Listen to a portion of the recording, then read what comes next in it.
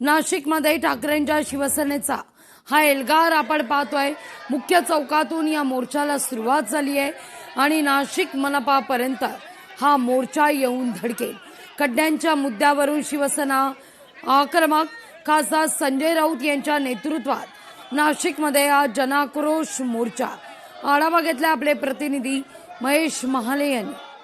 नाशिकमध्ये आज ठाकरेंच्या शिवसेनेकडून जन आक्रोश मोर्चा काढण्यात येत आहे। या सगळ्या पार्श्वभूमीवर जर बघितलं तर या ठिकाणी सगळे पदाधिकारी जमलेले आहेत। थेट यमराज घेऊन या ठिकाणी खरतर पदाधिकारी जे आहेत ते दाखल झालेले आहे। खरतर नाशिकमध्ये पडलेल्या खड्ड्यांवरून आतापर्यंत 6 जणांचा दुर्दैवी असा मृत्यू झालेला आहे। खरं म्हटलं तर यमराजांचा मुक्कामच हल्ली नाशिकमध्ये आहे, कारण की नाशिकमध्ये या भ्रष्ट प्रशासनामुळे यमराजांना मुक्काम नाशिकमध्येच करावा लागत आहे। तुम्ही सांगितलं 6 बळी झाले। रात्री एक दुर्दैवी घटना घडली कॅनडा कॉर्नरला, एक 14 वर्षाचा मुलगा खड्ड्याचा बळी ठरला। हे सर्व अपयश या नाशिक महानगरपालिकेचं आहे।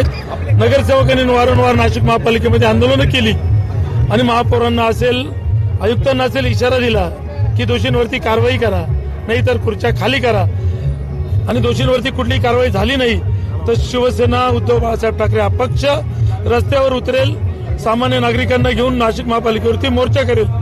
आणि आज ती वेळ आली आहे। नाशिककरांना एवढा संदेश देतोय की जे काही मृत्यू होत आहे त्याला कारणीभूत मी नसून तर महानगरपालिका आहे, महानगरपालिका प्रशासन आहे।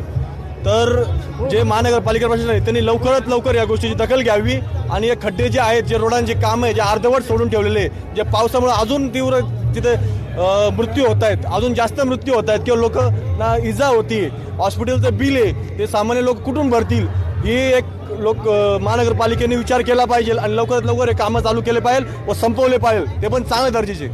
महेश महाले, लोकशाही मराठी, नाशिक।